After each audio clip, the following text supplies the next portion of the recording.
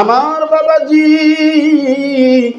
মুসলমান ভাইরা রে আমার বন্ধুগণ, এই পর্দার অন্তরালের মা বোনেরা, আমার আল্লাহ রাব্বুল আলামিন এই দুনিয়া বানাইয়া এই দুনিয়ার জমিনে আমার আল্লাহ মানুষগুলোকে পাঠিয়ে দিলেন।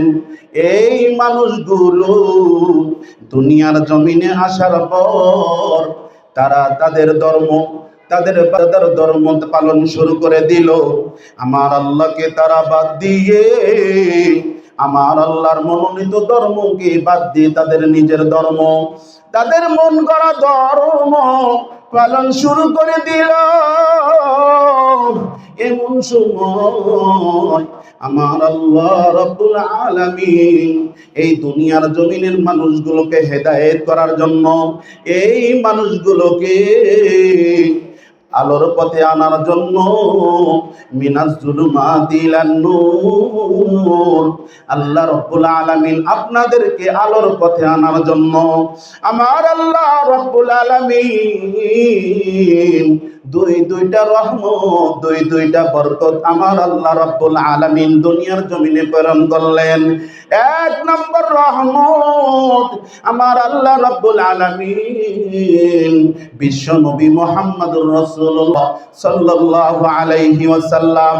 দুই নম্বর রহমত আপনার আমার নবীর উপরে নূর নামক 30 পারা কুরআনুল কারীম আমার আল্লাহ নাযিল করে দিলেন।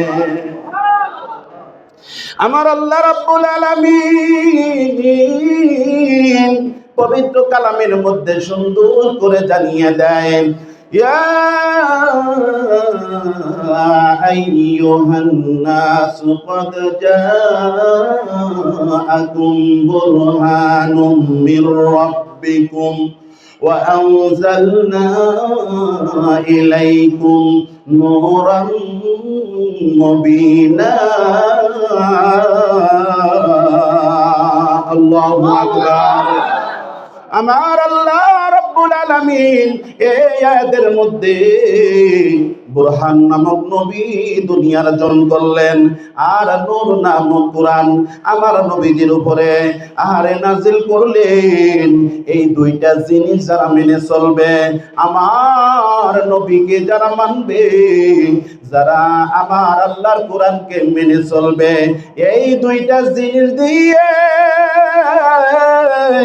যারা জীবন গঠন করবে, যারা সব জায়গায় আমার নবীজিকে মেনে চলবে, আমার নবীজির অনুসরণ করবে, যারা কোরআন দিয়ে জীবন গঠন করবে, আমার আল্লাহ রাব্বুল আলামিন তাদেরকে ধন্য করে দিবে। বলেন সুবহানাল্লাহ।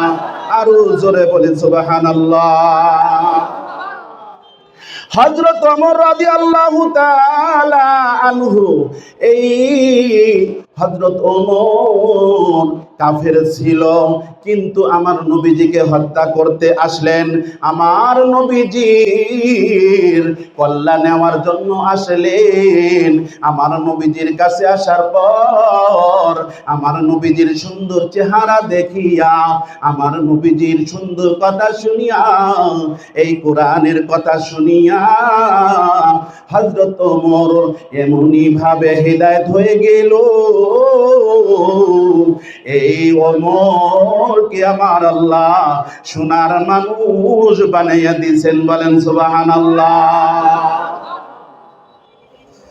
আল্লাহর কোরআন, এই কোরআন যারা পড়বে, এই কোরআন যারা ধরবে, এই কোরআন যারা শুনবে, এই মাদ্রাসায় ছোট ছোট ছেলে মেয়েরা কোরআন পড়ে কি পড়ে না?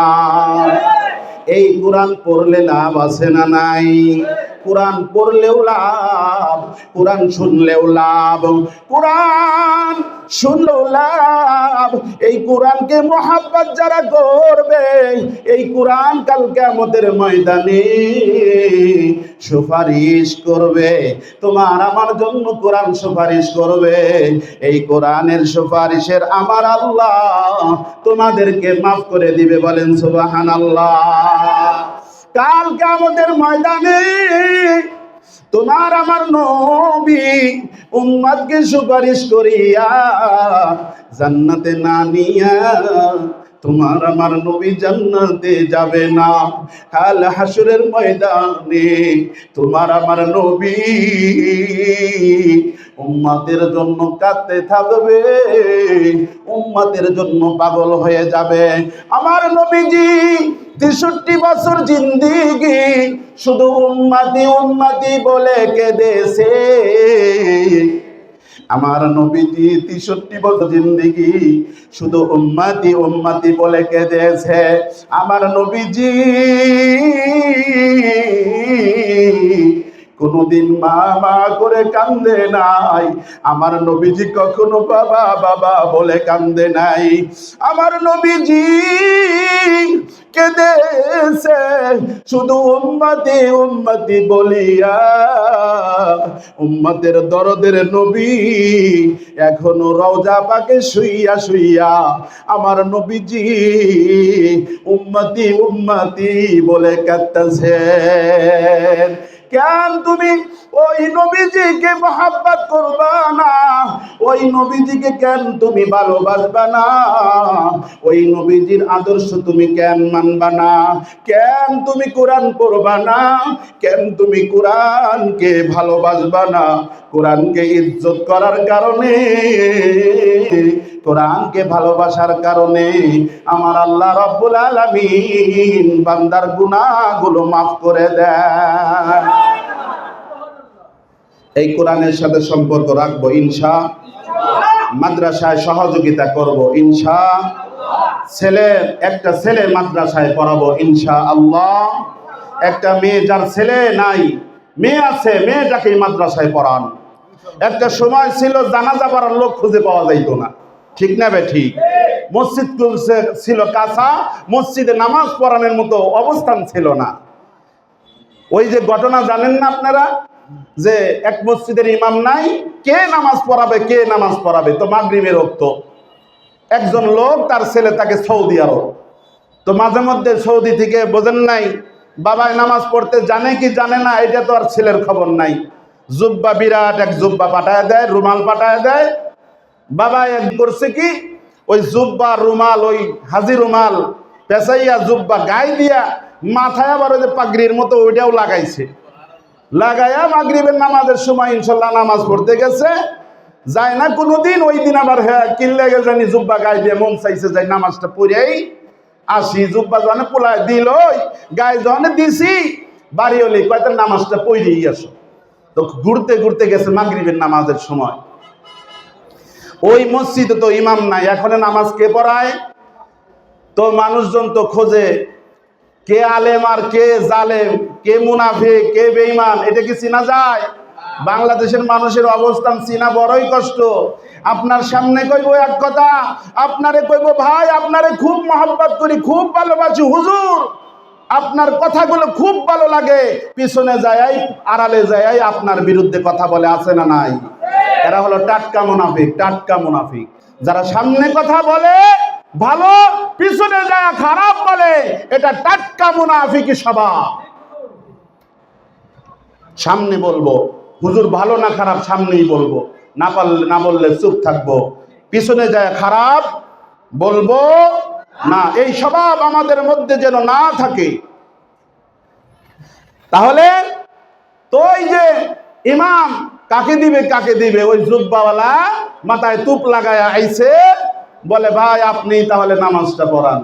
কয় ভাই আমি তো সূরা কেরাত জানি না। কয় যা জানেন তাই দিয়েই পড়ান। বোঝেন না, এখন তো পড়ার তো লাগবো, মাগরিবের নামাজ তো আর কাজা রাখা যাইব না। ধাক্কায় 2-3 জন মিলে ধাক্কায় তারা সামনে দিছে।